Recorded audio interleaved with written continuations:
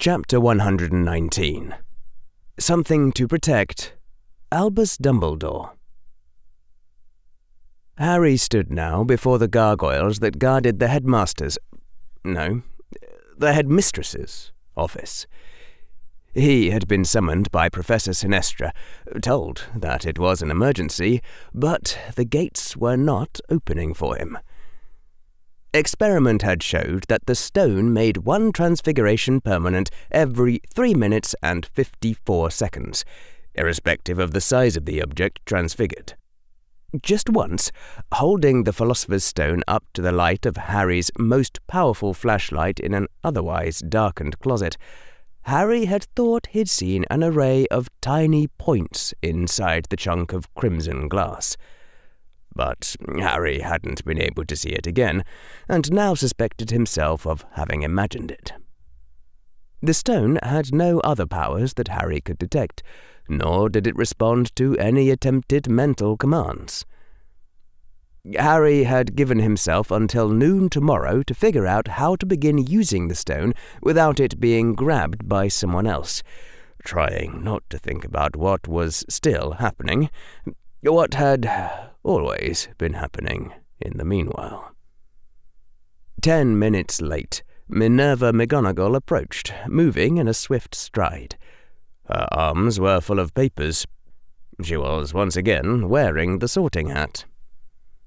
The gargoyles, with a brief sound of grinding stone, bowed low before her. "The new password is impermanence," Minerva said to the gargoyles, and they stepped aside. "I'm sorry, Mr. Potter. I was delayed." "Understood." Minerva mounted the long spiral stairs, climbing instead of waiting to be carried, Harry following behind her. "We are meeting with Amelia Bones, Director of the Department of Magical Law Enforcement, with Alistair Moody, whom you've met, and with Bartimus Crouch, Director of the Department of International Magical Cooperation," Minerva said as she climbed. "They are Dumbledore's heirs, as much as you or I." How's Hermione doing?" Harry hadn't had a chance to ask until now. "Phileas said she seemed rather in shock, which I suppose is not surprising. She asked where you were, was told you were at a Quidditch game, asked where you really were, and refused to speak with anyone about what happened until she was allowed to talk with you. She was taken to St. Mungo's where—" The headmistress now sounded slightly perturbed. "A standard diagnostic charm showed Miss Granger as a healthy unicorn in excellent physical condition, except that her mane needs combing. Charms to detect active magics have each time detected her as being in the process of transforming into another shape. There was an unspeakable who showed up before Phileas removed him. He performed certain spells he probably ought not to have known, and declared that Hermione's soul was in healthy condition, but at least a mile away from her body. At that point, the senior healers gave up. She's currently alone in a cell with the rats and flies." "She's what?" "I'm sorry, Mr. Potter. It's transfiguration jargon. Miss Granger is in an isolation chamber with a cage of tame rats and a box of flies that will bear offspring in a single day. Logic suggests that whatever mystery underlies her resurrection, it left behind an emanation that is causing the healer's charms to produce gibberish. But if nothing happens to the rats or to the flies' offspring, Miss Granger will be declared safe to return to Hogwarts after she wakes up again tomorrow morning." Harry still wasn't sure at all, what Hermione would think of having been resurrected, at least under these particular circumstances. He didn't actually think Hermione would yell at him for doing it wrong. That was just Harry's brain trying to imagine her as a stereotype. Harry had been legitimately exhausted and not thinking very straight when he'd come up with that cover story, and Hermione would probably understand that part. But he couldn't imagine what Hermione would think. I wonder how Miss Granger would feel about having also vanquished you-know-who, Minerva said reflectively, climbing the moving stairs fast enough that Harry felt out of breath trying to keep up. And people believing the most interesting things about her. You mean because she's always self-identified as a normal academic genius, and now a bunch of people think of her as the girl who revived, and everyone wants to shake her hand, Harry said. Even though she doesn't remember doing anything to earn it, even though it was all someone else's work and other people's sacrifices, and she's getting the credit, even though she doesn't feel like she's actually done anything worthy of the way other people treat her, and she's not sure if she can ever live up to the person they imagine. Gosh, I don't know. I can't imagine what that feels like. Maybe I shouldn't have subjected her to it, but people had to be given something to believe, or heaven knows what they'd have made up. Feeling guilty about this would be stupid, I think.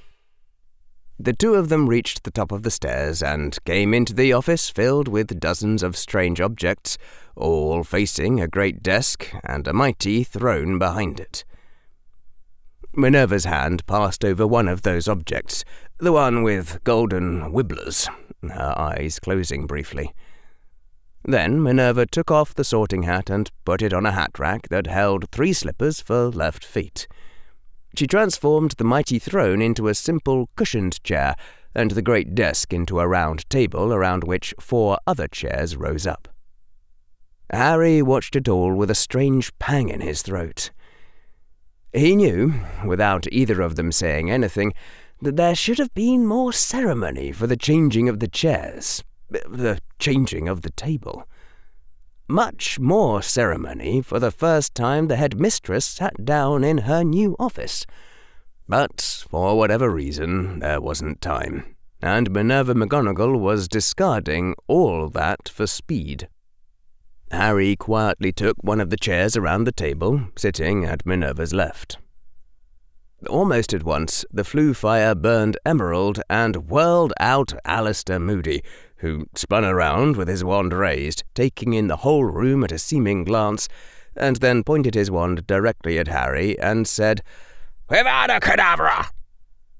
It happened so fast and took him so completely by surprise that Harry's wand wasn't even half raised by the time Alistair Moody finished the incantation. "Just checking," Alistair said to the headmistress, whose own wand was now pointed at Alistair, her mouth open as if to say words she couldn't find. "Voldy would have tried to dodge if it'd taken over the boy's body last night. I still need to check the Granger girl, though." Alistair Moody went to Minerva's right and sat down. Harry had thought, in that split second, to try producing a wordless silver Patronus glow from his wand, but his wand hadn't been in place to intercept in time. Not even close. "Well, if I was feeling invincible before, that does for that. What a valuable life lesson, Mr. Moody." Then the flue fire burned green again and spat out the oldest, grimmest, toughest-looking witch Harry had ever seen, like beef jerky given human shape. The old witch did not have her wand in her hand, but she projected an air of authority that was stronger and stricter than Dumbledore's. "This is Director Amelia Bones, Mr. Potter," said Headmistress McGonagall, who regained her poise. "We're still waiting on Director Crouch." "The corpse of Bartimus Crouch Jr. was identified among the dead Death Eaters," the old witch said without preamble, even as she continued toward the chairs. "It took us entirely by surprise, and I'm afraid Bartimus is in considerable grief about it, on both counts. He will not be with us today. Harry kept the flinch inward. Amelia Bones sat down in a chair, sitting to Moody's own right. "Headmistress McGonagall," said the elder witch, still without hesitation or delay. "The line of Merlin unbroken, which Dumbledore left to me in Regency, is not responding to my hand. The Wizengamot must have a chief warlock who is trustworthy at once. Matters are in great flux in Britain. I must know what Dumbledore has done immediately." "Crap," muttered Moody. His mad eye was rolling wildly. "That's not good. Not good at all." "Yes, well," said Minerva McGonagall, who looked rather apprehensive. "I cannot say that for certain. Albus, well, he clearly had an intimation that he might not survive this war, but I do not think he was expecting Miss Granger to come back from the dead and kill Voldemort only hours later. I do not think Albus was expecting that at all. I'm not quite sure what his legacies will make of that." Amelia Bones rose half out of her chair. "You mean to imply that the Granger girl may have inherited the line of Merlin unbroken? This is a catastrophe! She is 12 years old, untested. Surely Albus would not be so irresponsible as to leave the line to whoever happened to defeat Voldemort without knowing who." "Well, putting it simply," Minerva said. Her fingers squared the paper she'd taken with her, now lying on the desk. "Albus did think he knew who would defeat Voldemort. There was a prophecy concerning it, a verified one, which now seems to be in abeyance. Or, I don't know, Madam Bones. I have one letter for Mr. Potter that I'm to give him in the event of Albus's death or other departure, and then another letter that Albus said Mr. Potter would be able to open only after he defeated Voldemort. I'm not sure what will happen to it now. Perhaps Miss Granger will be able to open it, or perhaps it can never be opened." "Hold up," Mad-Eye Moody said. He reached into his robes, drew out a long, grey, knobbed wand that Harry recognised. It was Dumbledore's wand, of a form and style not like any other wand in Hogwarts. Moody laid the wand on the table. "Before we go any further, Albus left me an instruction or two of his own. Pick up this wand, boy." Harry hesitated, thinking. "Albus Dumbledore sacrificed himself for me. He trusted Moody. This probably isn't a trap." Then Harry began to reach for the wand. It leapt up and flew across the table into Harry's hand. And the moment that Harry's fingers grasped the handle, it was like he heard a song. A paean of glory and battle that resonated in his mind. A wave of white fire ran up the handle and over the wood, magnifying as it moved, bursting from the end in a tremendous spray of sparks. Through the wood beneath his fingers ran a sense of strength and constrained danger, like a leashed wolf. Harry was also receiving an impression of distinct skepticism, as if the wand had some level of awareness, and it was wondering how the hell it had ended up being held by a Hogwarts first year. "Right," said Mad-Eye Moody into the puzzled stares. "So it wasn't Miss Granger who defeated Voldy, then? Didn't think so." "What?" Amelia Bones spoke the word flatly. Mad-Eye Moody gave her a respectful nod. "Albus said this wand goes to whoever defeats its previous master. Took it off old Grindy, he did. Then Voldy defeated Albus yesterday. Do I need to spell it out, Amelia?" Amelia Bones was staring at Harry, her mouth wide open. That might not be right, Harry said. He swallowed another pang of the awful guilt. I mean, Voldemort used me as a hostage because I was stupid, and Dumbledore gave himself up to save me. Maybe the wand thinks that counts as my defeating Dumbledore. I did defeat Voldemort, though. Vanquished him. But I think it's better if nobody has any idea I was there. Beep, tick, ding, boop. That must have taken some doing, Mad Eye said. The scarred man inclined his head slowly, a gesture of profound respect. Don't feel too guilty about losing Albus and David, and Flamel, son. No matter how stupid you were, you won in the end. All of us put together never could. Just to check, son, you and David also destroyed Voldy's Horcrux, and you're certain it was the real thing? Harry hesitated, weighing up the probable consequence of trust, the possible disasters of silence, and then shook his head to Moody in reply. He'd been planning to tell at least McGonagall about what was inside her skull anyway. Voldemort had rather a lot of Horcruxes, actually. So, instead, I obliviated most of his memories, then transfigured him into this. Harry raised his hand and silently pointed to the emerald on his ring. Splat, boing, splat, splat. Huh, Moody said, leaning back in his chair. Minerva and I will be putting some alarms and enchantments on that ring of yours, son, if you don't mind, just in case you forget to sustain that transfiguration one day. And don't go hunting any other dark wizards, ever. Just live a quiet and peaceful life. The scarred man took a handkerchief and wiped at the beads of sweat that had now appeared on his forehead. But, well done, lad. You and David both, may he rest in peace. This was his idea, I'm guessing. Oh, well done, I say.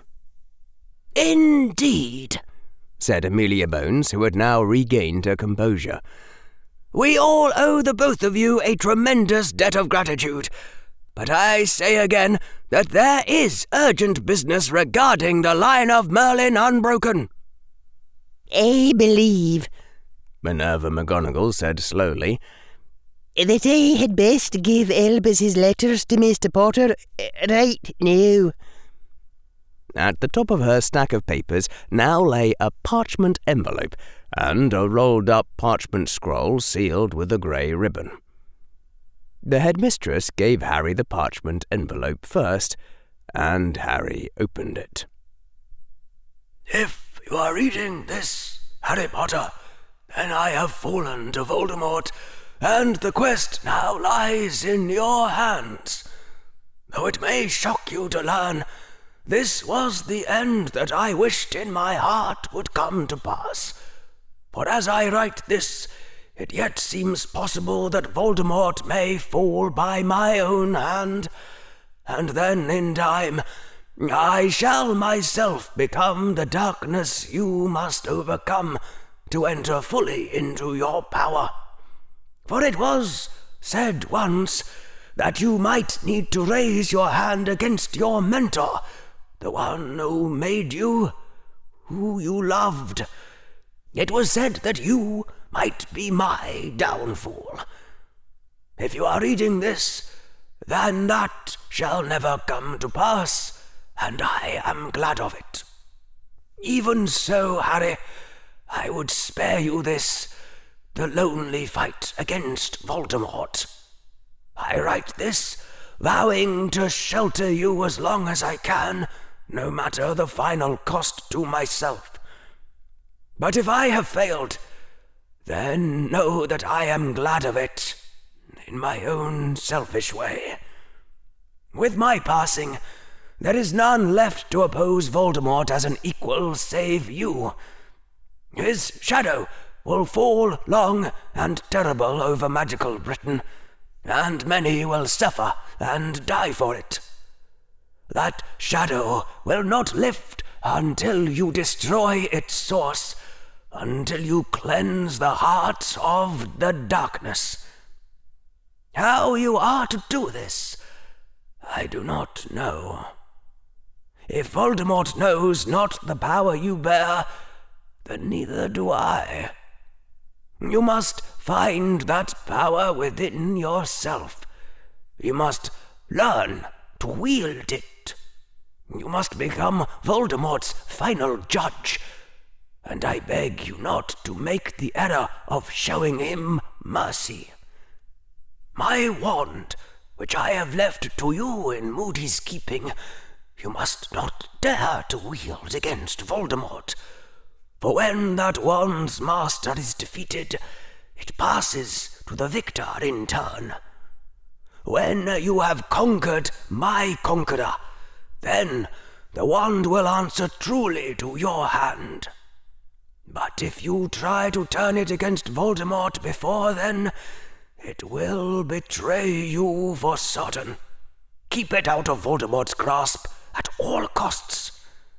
I should advise you not to wield that wand at all, yet it is a device of great power, which you might need in some desperate case. But if you pick it up, you must fear its treachery at all times. In my absence, the Wizengamot will inevitably fall to Malfoy. The line of Merlin unbroken I have passed to you, with Amelia Bones as your regent until you come of age or come into your power. But she cannot oppose Malfoy for long, not with myself gone and Voldemort returned to advise him.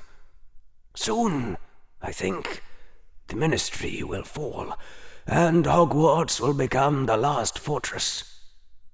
To Minerva I have left Hogwarts' keys, but you alone are its prince, and she will help you however she can. Alistair now leads the Order of the Phoenix. Heed his words well, both his advice and his confidences. It is one of my life's greatest regrets that I did not heed Alistair more and sooner. That you will, in the end, defeat Voldemort, I have no doubt. For that will be only the beginning of your life's destiny. Of that, too, I am certain. When you have vanquished Voldemort, when you have saved this country, then I hope you may embark upon the true meaning of your days. Hurry, then, to begin. Yours in death, or in whatever, Dumbledore. P.S. The passwords are Phoenix's Price, Phoenix's Fate, and Phoenix's Egg, spoken within my office. Harry folded up the parchment and put it back into the envelope, frowning thoughtfully. Then took the grey ribbon scroll from the headmistress. When the long grey wand in Harry's hand touched the ribbon, it fell away at once, and Harry unrolled the scroll and read it. Dear Harry James Potter Evans Verres, if you are reading this, you have defeated Voldemort. Congratulations on that. I hope you had some time in which to celebrate before you opened this scroll, because the news in it is not cheerful. During the First Wizarding War, there came a time when I realized that Voldemort was winning, that he would soon hold all within his hand. In that extremity, I went into the Department of Mysteries and invoked a password which had never been spoken in the history of the line of Merlin Unbroken. Did a thing forbidden, and yet not utterly forbidden. I listened to every prophecy that had ever been recorded. And so I learned that my troubles were far worse than Voldemort. From certain seers and diviners have come an increasing chorus of foretellings that this world is doomed to destruction. And you, Harry James Potter Evans Verris, are one of those foretold to destroy it.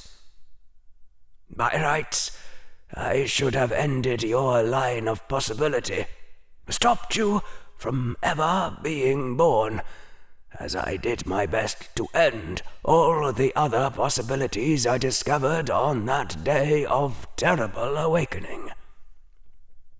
Yet, in your case, Harry, and in your case alone, the prophecies of your apocalypse have loopholes, though those loopholes be ever so slight.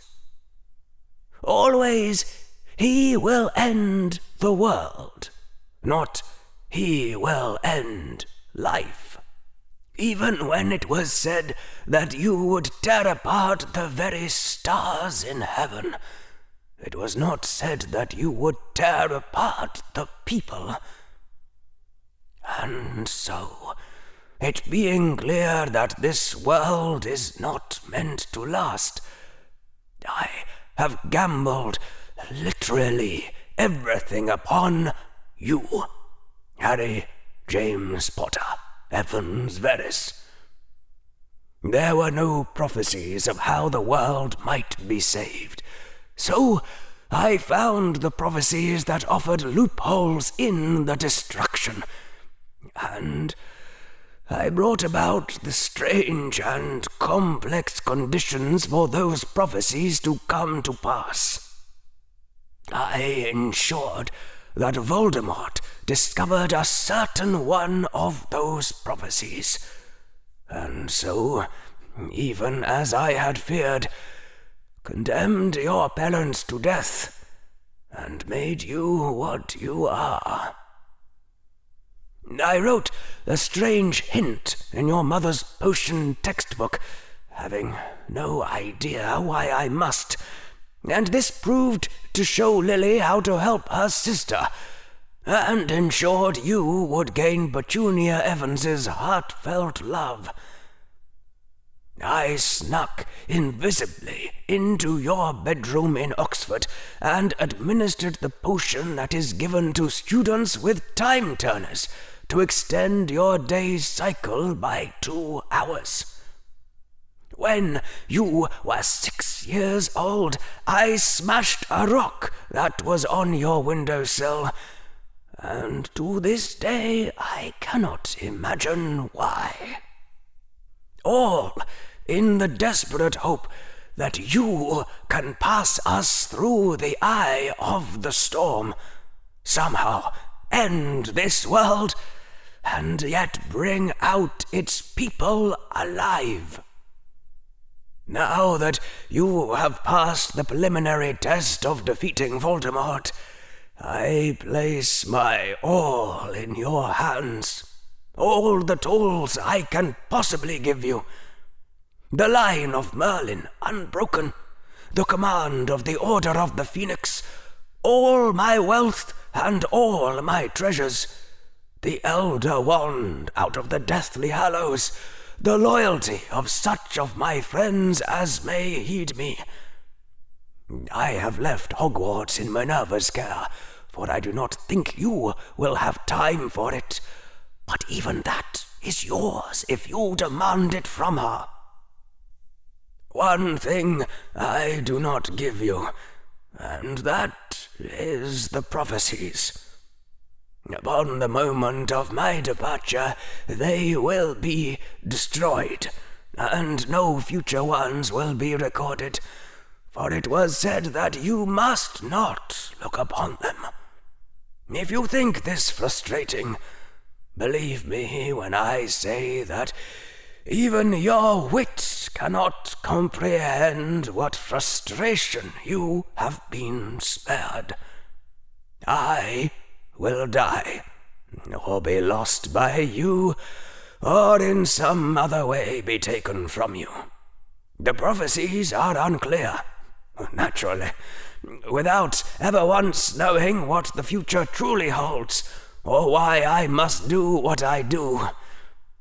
'Tis all cryptic madness, and you are well rid of it. There can only be one king upon the chessboard. There can only be one piece whose value is beyond price. That piece is not the world. It is the world's peoples, wizard and muggle alike, goblins and house elves and all. While survives any remnant of our kind, that piece is yet in play, though the stars should die in heaven. And if that piece be lost, the game ends. Know the value of all your other pieces, and play to win. Albus. Vankia the Dragon Book 4 has just gone on pre-order on Audible. The series is now complete, and if you want an idea of what it's like, listen to this. Minion! Minion! Yes, Your Majesty? Minion, I heard there is a new audiobook ready for pre-order. Yes, there is. Well, why haven't you ordered it yet? I'm waiting to listen. I'm trying. I'm refreshing the page every second. Well, don't stop until you have all 4 of them, and I shall sit in my lava bath and listen to them all. Will do, Your Majesty.